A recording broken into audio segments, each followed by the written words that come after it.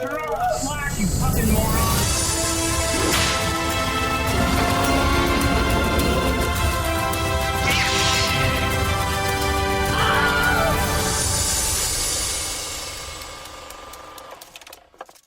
Well, well, well. Welcome back to Screen Share, a movie podcast about 3-for-1 chips not being profitable for Frito-Lay. My name's Adam Cook.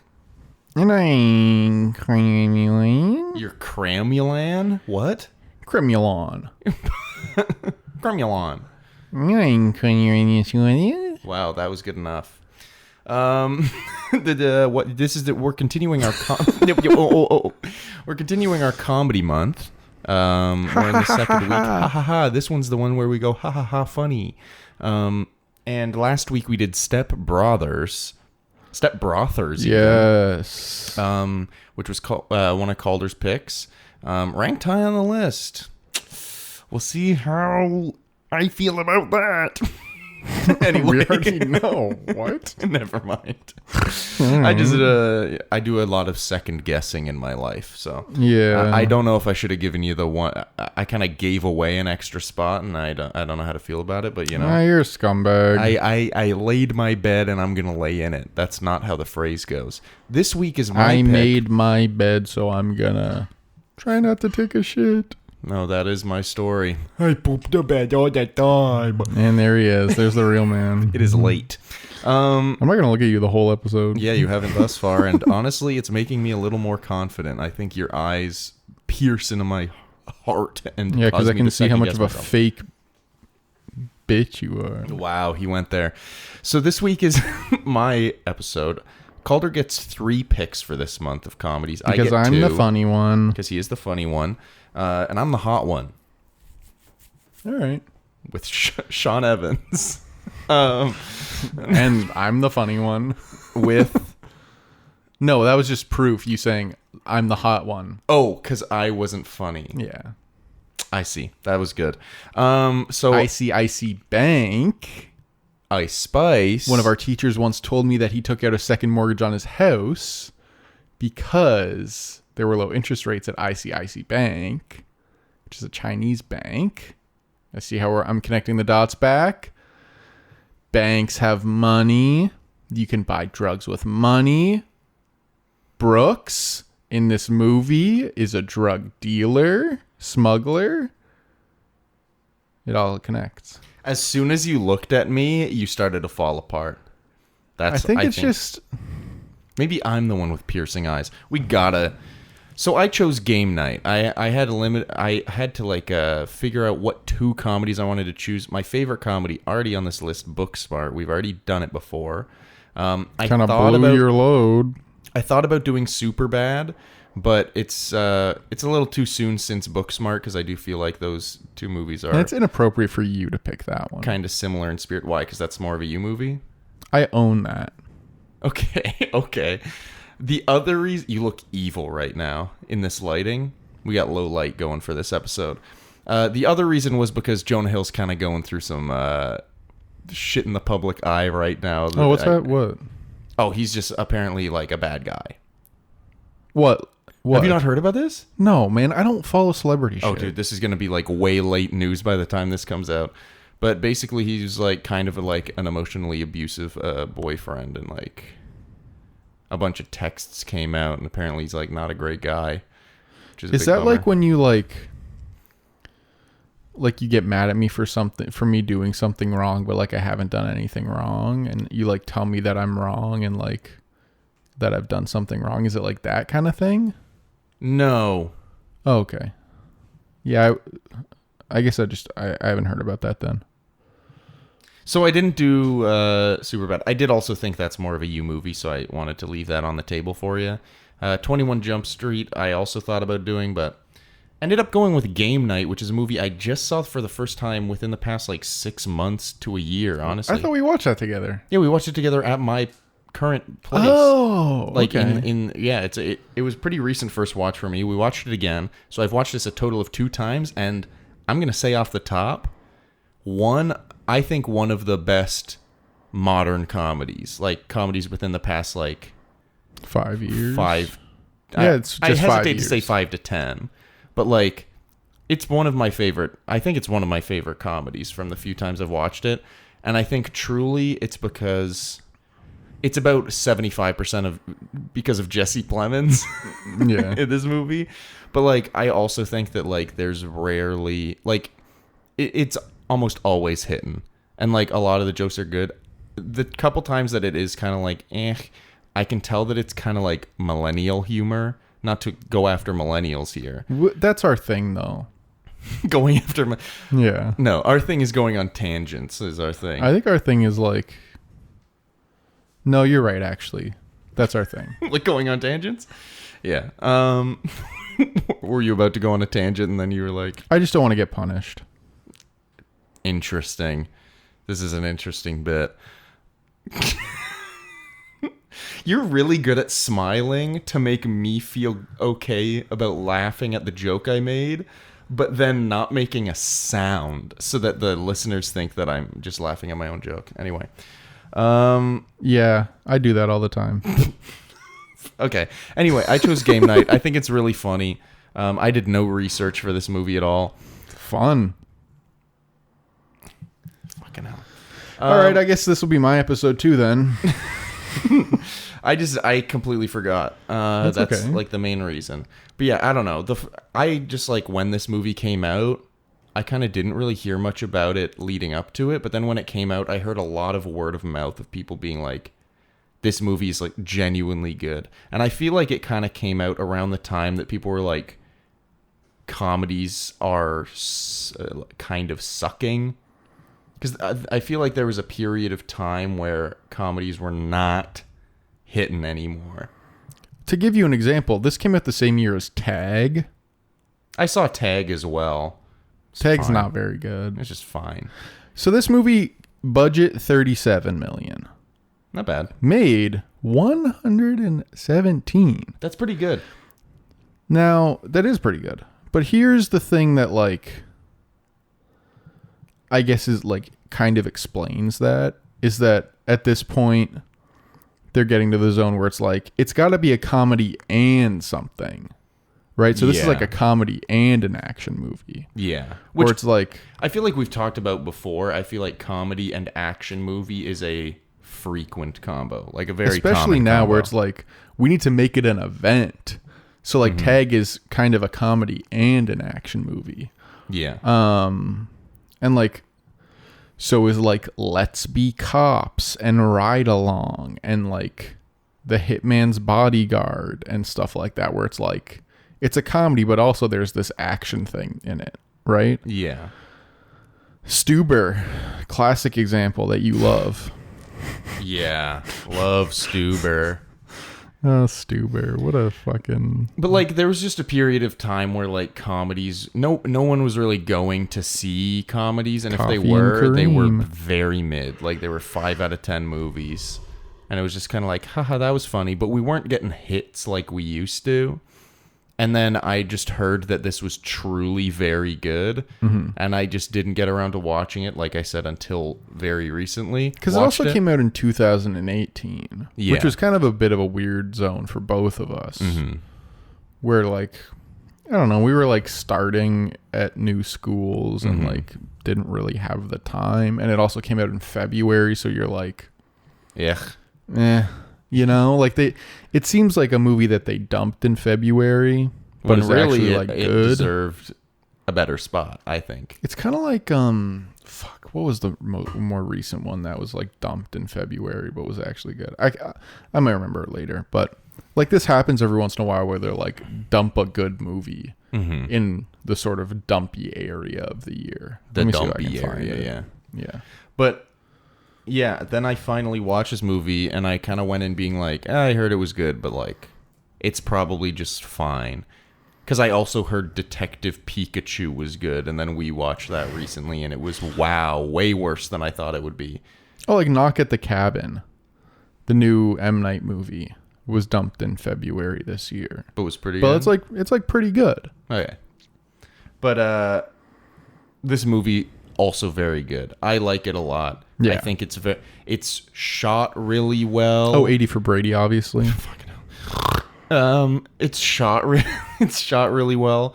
They like do these like macro looking shots that are like helicopter shots of like the neighborhood. They do one of like the bridge. They do like a bunch of these shots that make it everything looks like super tiny little play pieces, like a little game board, but it's just like regular life, and it's kind of jarring at first, but it's really cool looking. And I like it a lot. But even not those shots, just like generally how the movie's shot, I feel like it's a step above most comedies in my opinion. And I really like it a lot. There's a lot of like very intentional choices that the directors who this was, I think, their first feature. The directors? Yes. Yeah. But they'd done other things, kind of. Like, John Francis Daley was in Freaks and Geeks. He was like, have you ever watched Freaks and Geeks? I'm like aware of the Freaks nerdy kind of main kid. Okay. And I think he was the youngest. But he directed... Or actually, no, this wasn't their first movie. I lied. Their first movie was Vacation, and it's a directing duo. So it's John Francis Daley and Jonathan Goldstein.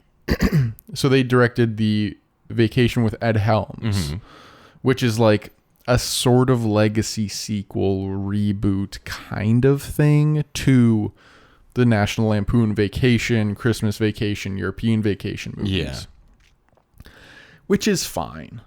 It's definitely worse than this movie. For some reason, the only thing I really remember about Vacation is being in a Cineplex movie theater coming out of some other movie and seeing that they had like this giant display for Vacation where they had a bunch of these huge cutouts that were displayed like on the wall high up, like above the concession stand. And I just remember being like, they're doing this for Vacation? I just remember being like, that's strange. Anyway, that was a bit of a tangent story, but that's all I remember about that movie.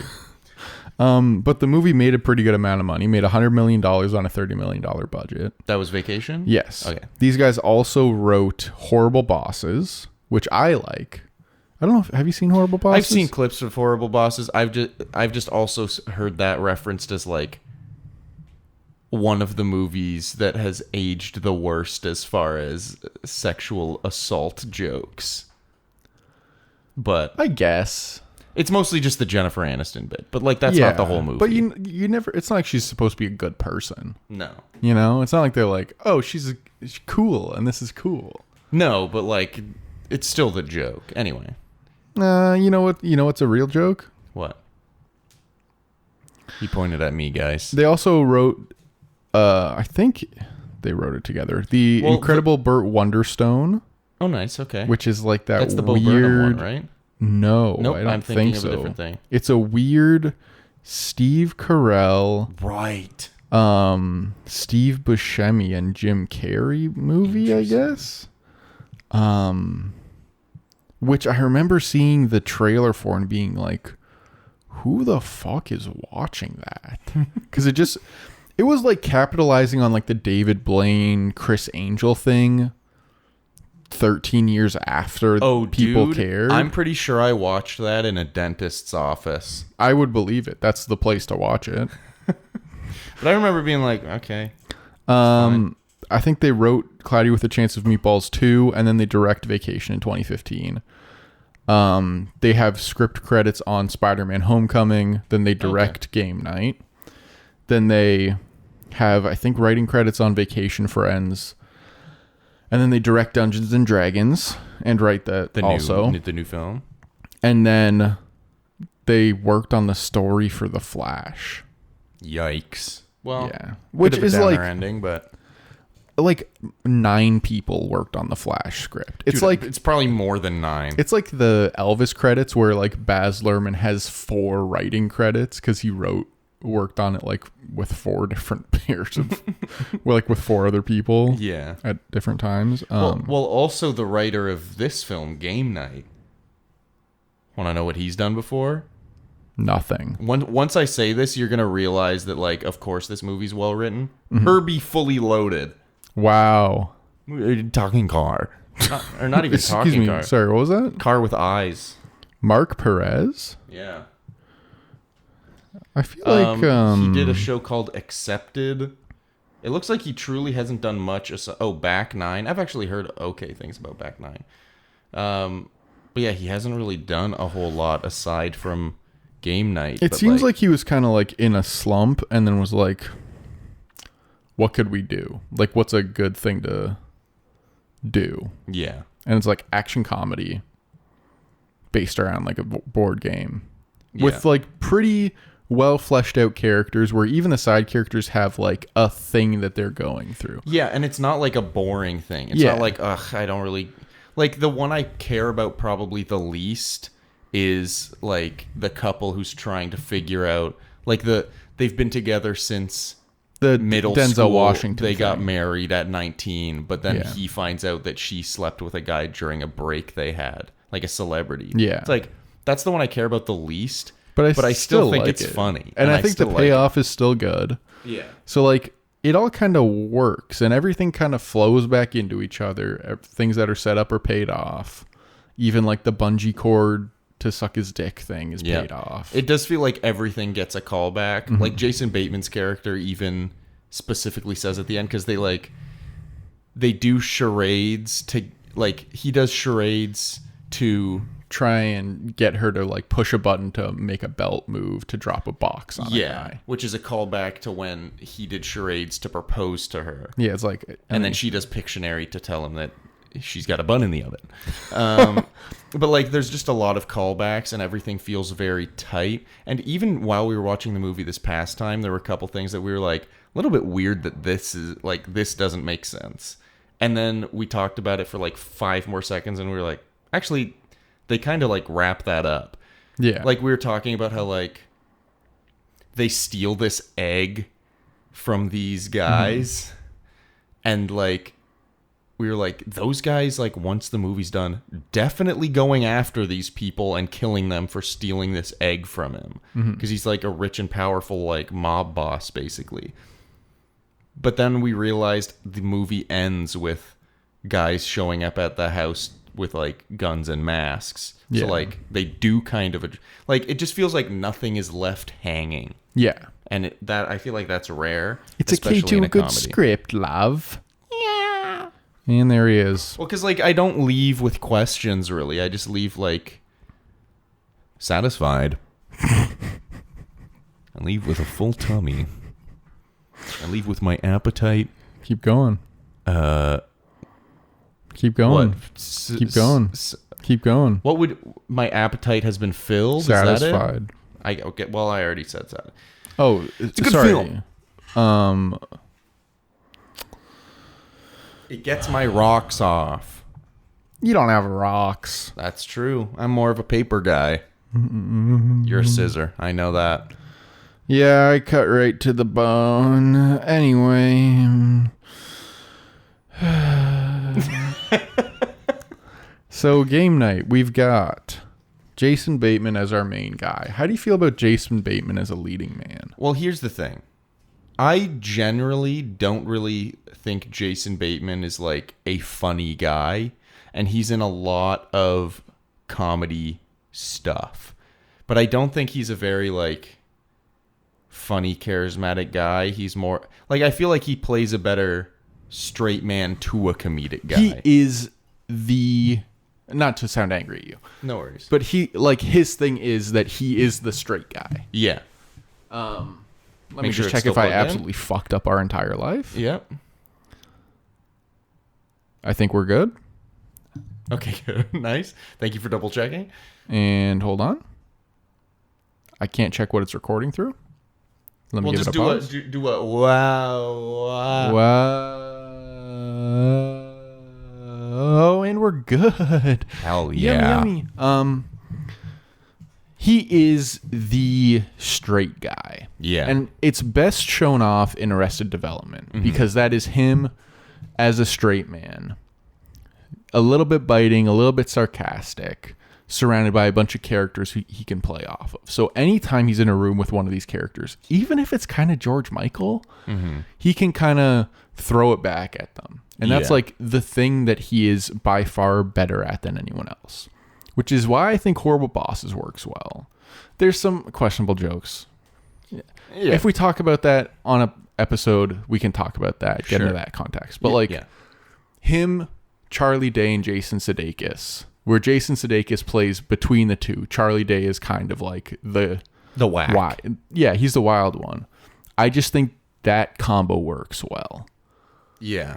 The change up. That's a Sudeikis and picture. We move on.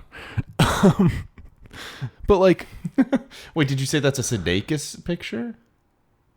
I don't know what I said. I think you did, but I think you meant Jason Bateman. Oh, why don't you call me out on every little fucking mistake I've ever made? I'm just trying to make sure I'm understanding. You know what's interesting? He's in a movie called The Change Up and The Switch. And in The Switch, he's like a sperm donor or something. Oh, that's good. Here's the thing about Jason Bateman in this movie, though. This is the first time I've seen Jason Bateman as like the guy where I think it works, because he plays that sarcastic guy, but it's played more as like him and Rachel McAdams the whole time are kind of like a little bit arrogant, and it kind of works as like comedic leads because they're not unlikable. They're just like very, very confident, and that kind of allows Jason Bateman to play that kind of sarcastic role, because like every time something genuinely bad is happening to them, but he thinks it's a game, he's able to be like, "Oh yeah, that's really great. Yeah, good." Which is like, I know I just said like 2 words, but that's kind of Jason Bateman in a nutshell. Yeah. And I think it works really well. I think he's really good in it. And I'm glad I finally saw something with him in it that I truly thought was really good. And I think he brings a lot to it. And I think the thing with him, especially now, that I think is good, I think it's like he's just gotten a little older and it's a little different. Because like now his main thing is kind of smartless since Ozark has ended. Yeah. It's which just apparently Ozark is really I watched good. the first couple seasons. It was really good. Nice. They call me No Final Season Caldy. I never watched the final season. He doesn't want him to end. But like his thing now is kind of smartless, which I don't love because I just feel like he wants to like the interviews kind of suffer because I feel like he wants to do a good job. Will Arnett is trying to be funny, and then... Oh, what, the podcast? Yeah. Okay, sorry, I forgot what Smartless was. Yeah, and then they both shit on Sean Hayes. So it's like, I don't know, he feels a little too high status and low status. I mean, I've only listened to one episode of that podcast that you showed me. What episode was it? It was when we were going to Nova Scotia, and you just played an episode. Oh, I forget what the episode was. But, like, I did kind of get the vibe that, like, Jason Bateman was trying to be the funny guy, but he's just like that's just not his role. Yeah. And then Will Arnett was kind of just there and would say something once in a while that would not really relate or matter. Yeah. And then Sean Hayes like tried to ask a question, but if he asked a question that was either too stupid or too serious, he got his ass eaten out. Yeah. Weird phrasing to use, but sure. But I think in this movie it's the proper balance. Oh, yeah. Of like his serious sensibilities and his ability to make things funny. And I think him and Rachel McAdams bounce off each other really well. Sorry. At times she can have like a bit of a like Anne Hathaway theater kid quality to me. Which, in this movie specifically or in general? In general. Oh, yeah. Where it feels a little bit too much like she's acting. Okay. And I get that a couple times in this movie, but I think she's like... I got it like once or twice. Yeah. But. Like when she's like, everybody get on the fucking ground, don't move. Where it's like, I get that she's supposed to be like acting like this person, but like feels a little too actory. But I think she's really good in this movie also. Yeah. And I think it's like a much more memorable movie than say her role in Doctor Strange, which I still Sure. think is psychotic that she's in Doctor Strange. wacky. And I think we've talked about it 7 times because we've had like 19 Rachel McAdams. I don't think you've ever mentioned Doctor Strange when we've talked about Rachel I've McAdams. probably mentioned it Maybe. in like the About Time episode or whatever. Maybe. But But it's it so is very strange weird. that we've like talked. It's very Doctor Strange that we Wow. that we've had so many Rachel McAdams movies already. Like, Yeah. it's very strange. But I think she's good. Let's just like leave Mean Girls and The Notebook for a while. I was never going to pick The Notebook. I might pick Mean Girls. But... I do like Mean Girls. But yeah. Should we move on to Rachel McAdams? I think Jason Bateman's really good. I think this movie just I like think matches this is like, his you know how I cadence really talked well. about Fast Five being like the pinnacle where everything kind of comes together for the franchise? Yeah. I feel like this is that for Jason Bateman, where it's like, Yeah. not even saying that, like, I love Arrested Development, Yeah. but like, this is like, I think only he can play this role. Yeah. And I don't think, like, if you think of the movie The Change Up, where he swaps bodies with Ryan Reynolds, Yeah. the one thing that is positive about The Change Up that I did notice is he's really good at playing Ryan Reynolds. Yeah. Whereas Ryan Reynolds, I don't think is very good at playing Jason Bateman. Ryan Reynolds, I don't know what he can play, But, like, you toss Ryan Reynolds into this movie instead of Jason Bateman, doesn't work. no. Like, who are some other options to even put in? Vince Vaughn, love the guy, No. wouldn't work. Owen Wilson, no. Ben Stiller, no. I truly think this is like the perfect Jason Bateman role. Because even in Arrested Development, like, even though he's like the main character, I guess, like, nobody's really thinking about his character as like the guy. He's sort of outshined. Yeah, which is fine. Like, it kind of That's kind of the point of the works. show. Yeah, but like in this movie, it, like you said, it's the perfect coming together of like a role for Jason Bateman where he is the guy and it works.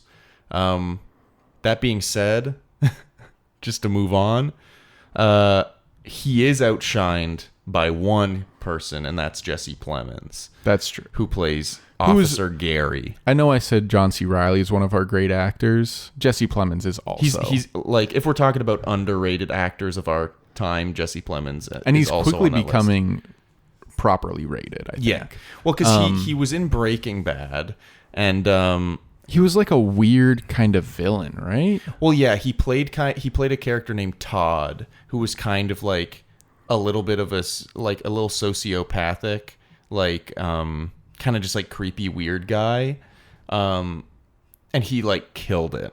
And then he's done a bunch of other things as well. He came back for El Camino, which was the Breaking Bad sequel movie, and he was also good in that. Like, the thing about that was he'd like, I mean, it was like, I don't know, 15 years later, basically. So, like, I don't know if that's true. I don't know how long it was, but like, he'd gained quite For a bit El of, Camino? yeah. It wasn't 15 years. No, later. it wasn't 15. It was maybe like 8. I'll figure it or out. 7. But he'd like put on some weight since then. And like, the way that they decided to do it was to just like ignore it and just pretend he looked the exact way that he It was like 6 years. Okay. But like, they just pretended that he looked the exact same way as he did during the show. And like, some people said it was weird, and it was like a little weird at first. But like, he's so good that you kind of just forget, because he just jumps immediately back into that character, and he's really good. In this movie, this is the first time I've seen him in a comedic role, and my goodness, perfect. Genuinely, I think one of the best comedic performances I've seen in a movie. Yeah. That might be extreme, but like, I believe it. Yeah, like an unexpected comedic performance. Because, like, you expect it out of John C. Reilly. You expect it out of Will Ferrell. Yeah. You expect it out of, like, what's another movie we're doing? Some of the people in Wet Hot American Summer. But, like, Paul you Rudd. see him and you're like, who is this guy who's got bleach blonde hair and He's ginger, eyebrows? He's ginger in this movie? Is that what you're actually trying to say to me? No, he's ginger. Yeah, he's 100% ginger. In this movie, you're saying he's ginger? Yes. I'm about to find Did an you hit image. your crack pipe before you came here? No. He's literally a ginger person. He might be a ginger person. You can dye someone's hair, my man. He's ginger in this movie, my man. This might be this might be a colorblind moment. I'm not lying.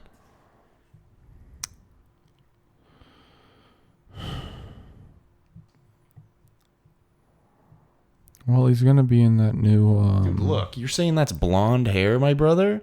Yeah. That's ginger hair. I hate to say it. He's gonna. He's in Killers of the Flower Moon. He was in another thing. Power of the Dog. Somewhat maybe it was Power of the Jungle Dog. Cruise. No. Antlers. Judas and the Black Messiah. I'm thinking of ending things. Maybe The it was Judas and the Irishman. Black Messiah. Vice. Black Mirror. The Post. American Made. I just feel like he was Fargo. in something very recently that kind of popped off. Love and Death with Elizabeth Olsen. Windfall with Jason Segel. Maybe it was Judas and the Black Messiah that I'm remembering. What do you mean like pop? Like Power of the Dog was nominated for Oscars. Yeah, I mean that I saw. Oh, so like none of this. I'm pretty sure it was Judas and the Black Messiah. I think that's the only one you've seen on this list. But yeah, I don't know. He's like truly incredible. He has so many great quotes. I topped off the episode with one of them, which was they don't want him to come to game night anymore because he's weird, and like his wife left him, and they were more friends with his wife than with him. But they're trying to cover up that they're having a game night. He notices 3 bags of Tostito scoops in Jason Bateman's grocery bag. And he's like, "Oh yeah, these were on for a deal, 3 for 1." And he goes, 3 for 1? How could that possibly be profitable for Frito-Lay? The delivery's excellent. What else? I will admit. Oh yeah, when they finally go and are like, "Let's play game night at your place." And he's like, "It's really late." And they're like, "Yeah, but we just really want to." And then he finally is like, "I will admit, I've eagerly awaited a night such as this." And then he just slowly backs into the darkness. So good. And then when he's like shows up at the end, spoilers, and the guy's like, "Don't even think about it, pig." And then he says, "Can't say I care for that nomenclature," and then shoots them. Yeah. Dude, he is truly incredible. Like every single scene, he's a show stealer. Probably the scene where he's like the most like not stealing the show is probably when they're at his house. Even then, though, like, Well, that's the thing. But then, like, he starts to, like, walk towards Jason Bateman. He's about to be found out. And then, I forget the character's name, but the Irish lady. I think it's Sarah. She's like, "Can you tell me about your wife? Can you tell me about Debbie?" And then he's like, "Where do I begin?" It's just like he like slowly turns around. Yeah. And like Or he sits said, down. "I beg your pardon," or something. Yeah. Excuse me. And it's like, oh man, he's like scary, but like in maybe the funniest way. But even in that scene, there's the part where he's like, I'm just going to read it. "So Sarah, how long have you two been a couple?" And she's like, "Oh no, we're not. We just work together." And then he's like, "I see. I thought I detected a certain chemistry between the two of you." And she goes, "No way." And he's like, "Then again, I'm not the best at judging chemistry in the world." Yeah. And then Ryan, there's a silence, and then Ryan's like, "Oh, because your wife left you." Who is also great. Billy Magnuson is Yeah. in this movie, and he's in a bunch of stuff now. He's very funny in this. I think he perfectly plays like the nice but really dumb and kind of insensitive frat guy. Yeah. And yeah, he has a lot of very funny lines when he's pushing the dollar bills towards the like escape room instructor person, and it's very good. I think this don't know. movie's just really well cast. Like the core like 8, I guess, with Kyle Chandler being in there as well. Because do you know who Kyle Chandler is? Have you seen him in stuff before? Yeah. Have you seen him in things? I recognize him, but I don't think I've really seen him. He was the coach on Friday Night Lights, which was like that high school football show. Yeah. Michael B. Jordan was on it. Jesse Plemons was also on it. Oh, cool. So he's like this sort of like, he's like a quintessential cool, successful, like inspirational guy. Yeah. But then cast him in this role where he's like that guy, but fake. Yeah. But even like still has the charisma of like a nice guy, but like his brother doesn't like him, but like everyone else does. Yeah. It's just great. Just a great casting choice. But like, well, here's the thing. This movie is, as soon as you said that, I'm like, this movie's kind of like Booksmart in the way that like all of the characters being perfectly cast is what makes it so special. Obviously there's other aspects, but like that is truly what gives the heart, is like having these super like palpable characters that just kind of leap off the screen. I don't think this quite reaches the heights of Booksmart in that regard, but very close, where like Jesse Plemons, Rachel McAdams, Jason Bateman, Lamorne Morris. Yeah. And then his like wife in the movie is Kylie Bunbury, who I haven't really seen in anything else. Yeah. But she was also really good. Yeah, I felt like they're she both was very great. charismatic. Yeah. And then also the guy who plays Dexter was Michael C. Hall. Bulgarian. Yeah, Chelsea Peretti's in it. Chelsea Peretti's great. The doctor at the beginning, her name's Camille yeah. Chen, but like she's great. Yeah.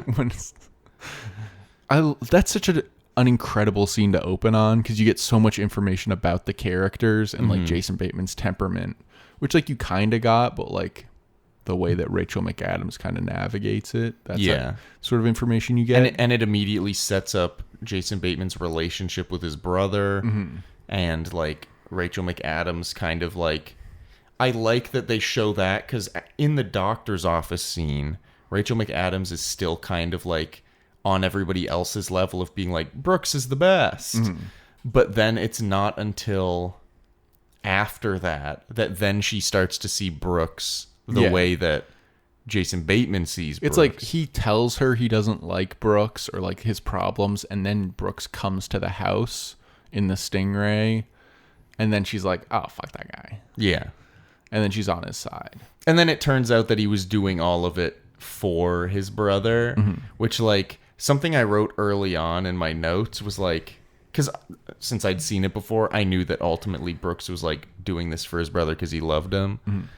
But like all of that aside, he's still an asshole. Yeah. Like, yeah. Like when Jason Bateman's like, oh yeah, you invited us to your house, didn't know if you had any games since you're renting this house, so we brought some games, and he has like Scrabble and Life. And then Brooks like picks up the 3 games and throws them across the room and is like, we don't need those, we're playing a different game. And he's like doing it for dramatic effect, but it's like, dude, that was like rude. And I like that, like, as Jason Bateman's like, dude, that was like, you didn't have to throw the games, what the heck. Rachel McAdams goes over and she's like picking up the games, because it's like, well, that was very rude. And well, because they also care so much about the games too, right?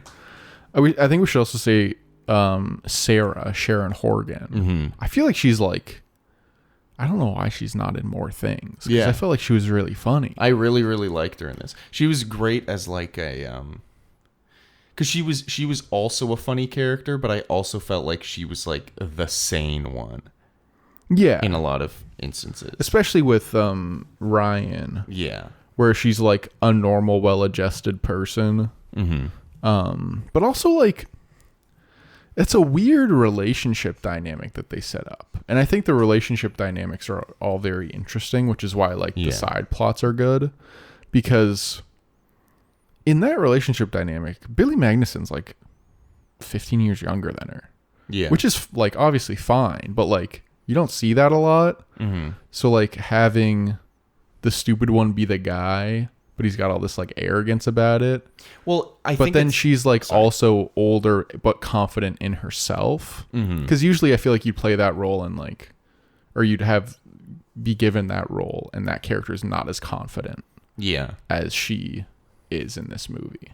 Yeah. Which is like, I think it's just funny when she's like, you only have $17 and like all that shit. Well, it's not even you have $17. It's like we're like out, like we're going out. Yeah, and you've brought $17 in cash. Yeah, it's like you very clearly like if this was a date, because there's like kind of a thing of like I was gonna pay. Yeah, where it's like and I think that like it's a really good dynamic as well for us to be shown early on that Ryan constantly brings these like dumb girls to game night, and they're like constant. It's just a revolving door of these like random, like pretty much the same person. Yeah, but then he brings her, and like he's the dumb one. Yeah, like he was dumb before, obviously. Yeah, but, like now she's like.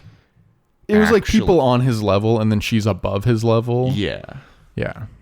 And I just think that's a really fun dynamic. I also find it funny where it's like he's he is gonna, if he gets this clue, he's getting $1 million car base. Not $1 million car, but like multiple $100,000 car. So why aren't you figuring out a way to give her more money? Yeah. You know? I have one more character to talk about. Wow, this time flew by. I have one more character to talk about that just like reinforces this movie is perfectly cast across the board.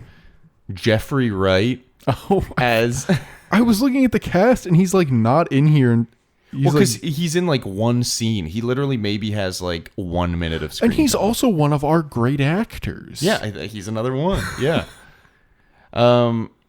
Where like, and I think he's starting to get up there, like being in the Batman as well, like really boosted him, I think. Yeah. But yeah, Jeffrey Wright is excellent in this. He, like you said, he kind of plays like, he doesn't play a teenager, but he somehow plays his character like he's a teenager, where he's like, ah, man. It's like, I quit Disney Cruises for this. Yeah. Because he's like the guy who was working for the escape room company that came as like a fake FBI agent, and then he gets beat up by the actual like people who are actually there to like kidnap and kill Brooks. But he's just so good. I've never seen someone play a guy who's trying really hard to act well but acting bad. Yeah. And do that so well. And Jeffrey Wright just nails it, and it's so good. And how Chelsea Peretti, when he gets when he calls her, is like, "Are you okay?" And he's like, "I'm not fucking okay. I got punched in the fucking face by these random guys." And I don't know. He's just like, he's great. He's great. How much more do you have to say? Because we can honestly keep this a shorty if you ain't got much more to say. I was thinking about talking a little about Jeff, but that would mean talking a lot about Wes Anderson, kind of. Jeff. I don't know. I'm just not that into Wes Anderson. I saw Asteroid City. Did you?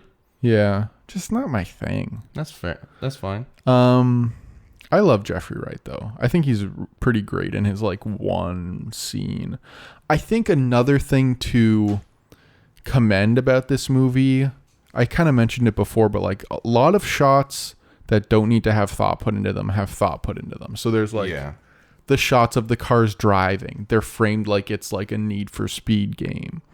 The shot of when they're trying to get Brooks from that bar and the guy's trying to hit the lock and it's like locked, the camera's locked on the lock position. So when it turns, the camera turns. Yeah. Or like when they'll open doors, they'll like mount the camera on the door. So it's like just more interesting than seeing people just kind of get into a car or drive somewhere. Yeah. Which is like, that's a thing with a movie like The Change Up, where it's like, everything is just like, we're getting the basics. It is, and The Change Up costs so much more money. Yeah.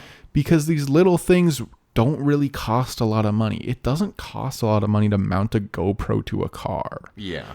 You know? Like, it's just the fact, that's like... You know what it is? I've never really thought about this. A movie costs more money if the people making it know less what they're doing. Well, I've never really thought about that, but that just makes so much sense. So let me look up how much the change up cost. Like, that's why fucking... What was the movie we were talking about? We were comparing Booksmart having a $6 million budget to... Oh, yeah. The Campaign having, a $95 million budget. You know what else costs like $100 million? What? Oppenheimer. You can make Oppenheimer with the same amount of money you can make The Campaign. Yeah. That doesn't seem right. Yeah. But Chris Nolan knows what he's doing. Yeah, so he can get it done. Yeah, and he has ideas for what he wants to do. Yeah. So, like... Well, that's the thing. The Campaign, like, I just feel like it was a bunch of people being like, I guess we're making a movie now. It's like Zach Galifianakis is big. So let's get him in something after The Hangover. Exactly. And I think it's just like the extra costs come from them kind of just like figuring it out. Like, the change-up cost $52 million, and it came out 7 years before Game Night. Yeah. Like, that's crazy, It's man. insane. So... It's so easy to do some of the shit that they did. Like, when there's a new Game Night that starts, and they do, like, fast cuts of, like, it's like, pour salsa, pour chips, like, that stuff. That little thing, that costs, like... pretty much nothing. It just like makes it gets you so much more into it having those little transition bits as well. Mm-hmm. A worse movie like The Change Up would just cut to them walking in and having a game night. So like I wanted to commend that, and also the action scenes are like actually pretty good. Yeah. For what kind of movie this is. Like, they're pretty good. So I 100% understand why they got Dungeons and Dragons. Oh yeah. Why they went from like a $50 million budget to 100 and something.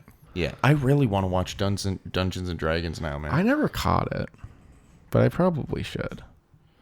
But like that movie, the budget of that movie is $150 million, and there's, from what I've heard from everyone, there's a lot of good practical effects in it, which are like kind of cheaper if you know how to do them right. It's cheaper to do a practical effect right than to do a digital effect wrong. Yeah, you know. Honestly, knowing that the people who made Dungeons and Dragons also made Game Night makes me want to watch Dungeons and Dragons more. Yeah. Because I'm like, oh, they care. Like, oh, it's not just like it's not a cash grab. Like Barbie. Disagree. No, but like it's the exact same thing where it's like Greta Gerwig and Noah Baumbach care. Yeah. So they're going to write a good script. They did go over budget, apparently, as Hillary was telling us, but cares? like, who gives a fuck? They like, made their money back, obviously. It's gonna make $1 billion. Yeah, man. It's insane. It's insane. I have not looked at like the difference between Barbie and Oppenheimer box office, but do you know? There's a pretty vast gap. Really? Yeah. Well, like with Oppenheimer making more? No. With Barbie making more. Yeah. Oh, hell yeah, cool. I'll try and look it up. You talk a little bit. Yeah. So, I don't know. I just, like, have never really thought about truly just, like, the reason a lot of these garbage movies cost so much is because since they're garbage movies, I was about to say they're being made by garbage people, but that's not what I mean. But it's just people who don't know what they're doing as much. So, of course, it's going to cost more. Yeah, I've never really thought about that. So, that's really cool. I'm just going to go through my notes, say some quick things while you're getting this. Okay. Here's another fun quote. Jason Bateman says, "Why do you assume I use dandruff shampoo?" And Brooks says, "Well, you've always been a bit of a snowstorm." And I thought that was a good line, related to it a little bit. What else? Oh yeah.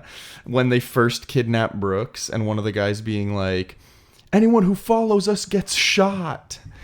And then Jason Bateman's like, "Sure thing, drive safe." And I'm just like that is like, I think that's such a pinnacle of Jason Bateman is like, he can be a leading funny guy in the right role, and how this is the right role. So one more, when the couple that's like been together since middle school are stuck in the room trying to escape, and he's like, "I'm gonna burn this door down," and she's like, "Well, you're gonna light a fire in a windowless room that we can't get out of?" He's like, What, you sleep with Bill Nye the Science Guy? He talked to you about flames?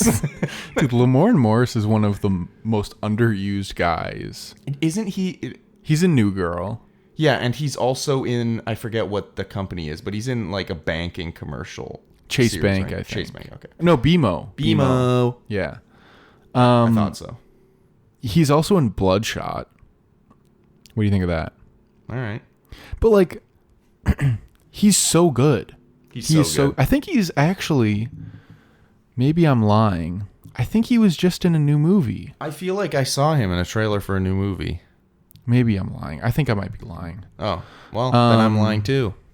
Oh, apparently he was in. No, that's not the same movie that I'm thinking of. Yeah, I don't remember. Anyway. I have. So here's the Barbie and Oppenheimer stuff. Sure. Tie that knot off. Globally, this is as of the 30th of July. Yeah, can I be honest? I've never given a fuck about domestic box office. Just give me worldwide, you know?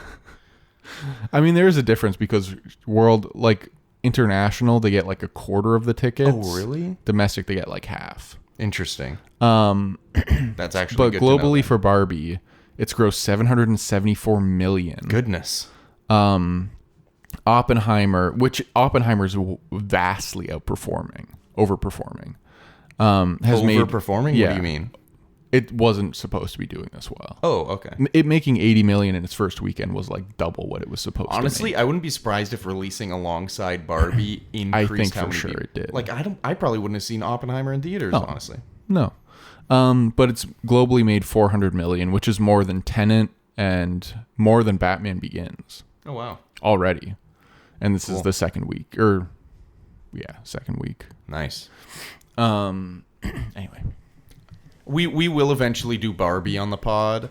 If we weren't so busy, honestly, I was thinking about like us just doing it after we saw it, but I was like, we'll just do it later. But I do think that we should do Barbie on the pod eventually, because I just think there's a lot Honestly, to say. we should do like a fucking Gerwig month. Oh, that would be good. Do Frances Ha, Lady Bird, Little Women, and Barbie. Sure. I'd Yeah, we be could do down that for down the line. And then we could do Jordan Peele month too. Keanu, Dude, Get I Out, would kind of love to do Us, Keanu. Nope. Yeah, sure. Do a Damien Chazelle month. Name Madeline- 15 more. Do you want me to? No. Okay. I have one more thing to say, and then I'm down to like.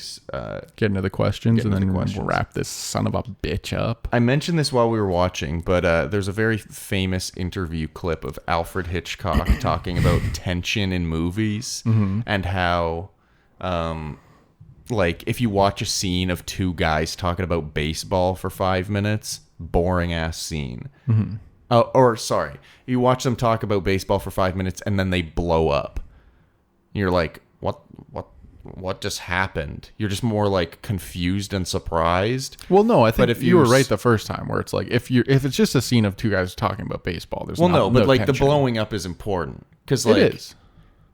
if you just see them talking about baseball, it's boring and you don't care, and then they blow up and you're kind of like, what? Whereas if you know that there's a bomb under the table before the baseball conversation, add a little bit of music in there, all of a sudden it's like super tense, even though it's the exact same scene. It's just the knowledge from the... Is this the music? Okay. The knowledge tense. from the audience that they know there's a bomb under the table makes it tense. Similarly, in this movie, we know that the gun that Rachel McAdams has is real. And she's waving it around, pointing it at people's heads. Jason Bateman's holding it with some weird falcon claw hand, like moving it around. And at one point, Rachel McAdams puts it in her mouth with her finger on the trigger, and it's just like, it's the exact She's same. like pointing it at the guys on the ground. Yeah, and the guy's like, "Ah, fuck, what?" He's like scared. But like, that's the exact same thing as the bomb under the table bringing tension to the scene, except this brings like comedy to the scene. And I think it's just really interesting that like the same filmmaking concept can be applied in two different scenarios and bring forth two different feelings. It's kind of like in This Is the End, when Jonah Hill gets the gun and he's like, oh, bang, bang, bang. Yeah. It's like kind of the same thing. Yeah. Although the difference with that is like the characters also know it's a real gun. Yeah. So they're just being stupid. I think the first time you're watching Game Night, you're kind of like, maybe it's a fake gun, but it could be real. Yeah. Anyway, would you like to do a game night like this? What, where we get kidnapped? Yeah. I do like love the idea of Like a really interactive like murder mystery or something. yeah, like I remember pitching on the bus in high Grade school. 2. Nope. Oh. I remember being on the bus in Close. high school and talking with some friends about how like I'd love to open a business where like it's escape room-esque, but it's more like experiences where like you can do one where you like plan and execute a bank heist. You do one where like a zombie apocalypse is real and you have to like survive for like a period of time depending you on the could kill package you yourself. purchase. One where you get deserted on an island and you have to figure it out. Like I love that, and you could never do that because you'd be Why not? starving people for money. But like, I don't know. I just love that idea of just like doing these big high stakes, high scale things Like that a you wouldn't Fight be able to Club do or usually. something. Sure. And like making it sexy. Is that what you were going to say? I think you're kind of just like saying what's in the back of your mind now, and I it's think coming to the we're forefront. coming up on 1 a.m. We are coming up on 1 a.m. on a fucking Monday. So yeah, I think here the way that it played out in this movie, no. I don't want to get shot in the arm and have my partner dig through my bullet hole wound, which that's the one scene I hated just because I hate any time they do a movie does like a close-up skin slicing scene. Can I ask you a question though? Yeah. What if you were shot through the heart and you're to blame? Well, then in that scenario, you would give love a bad name. Oh, that makes sense, actually. Yeah, That makes a lot of sense. Adam Driver. I think we're at that point. Yeah. Adam Driver. Oh, what is it? Oh, I forgot what that even means. Who that even Actually, is. you know what? Even though I think he's perfectly cast and is excellent, I'd probably put him in Jesse Plemons' Gary role. Because Interesting. I think Adam Driver could not do the exact same thing, but he could do a similar take on that character that I think would also work really well. I don't know if it would be as good as what Jesse Plemons did, but I think it would be good. That's an interesting thing. I was kind of thinking Kyle Chandler. The brother, Brooks. That could be interesting.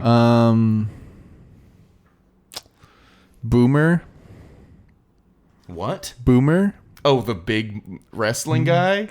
Yeah, just get those high-waisted Star Wars pants on. Yeah, actually, if we just replaced the Boomer character in all of his shots with Adam Driver, but he's yelling. From The Last Jedi. Yeah. More! Yeah, that would be good. Okay.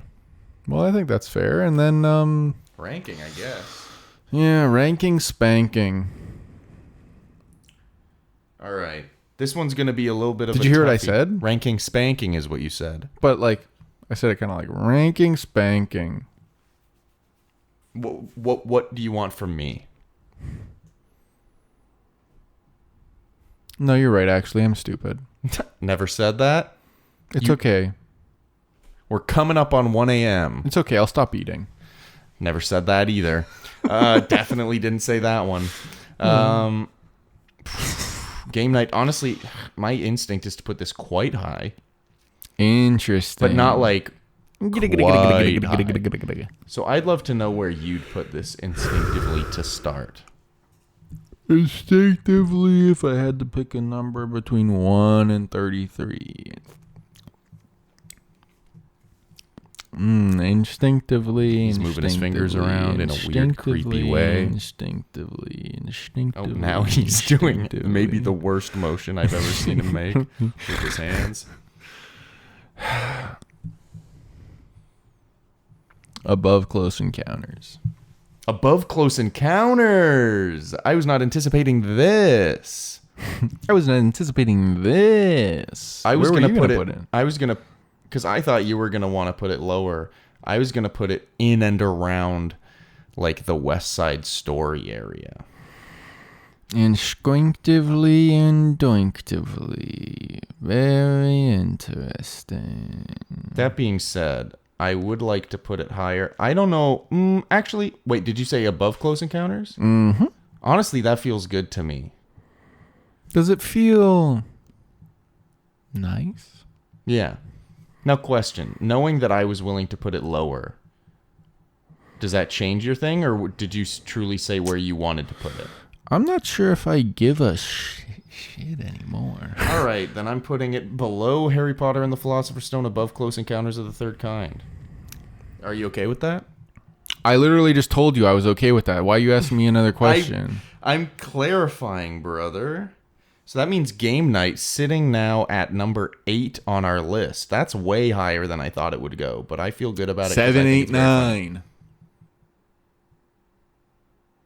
Is Harry Potter and the Philosopher's Stone at 7, Game Night at 8, and Close Encounters of the Third Kind, I apologize, at 9. Wow. I do love this movie. I think it's very funny. It was kind of like a last throw on for me because I was like, I need another comedy. I forget what was on there initially, but I think it was you're gonna say something dumb. Sorry, I kind of just took all of the air out of whatever you're gonna say. Why was 33 afraid of 8? Why? 7, 8, 9. But 7, 8, 9. 8 didn't do anything. Next week we're talking about Wet Hot American Summer, I think. Yeah, sure. Either that or Everybody Wants Some. One of them. Anyway, thank you everybody for listening to this episode. We love you and we appreciate you. Hope you're doing well. Hope you're having a good summer. Hope What the fuck is happening? I'm just wishing everybody a good time. Love you all. My. Don't fall into the darkness, brother. I'll call Mom. We'll save you.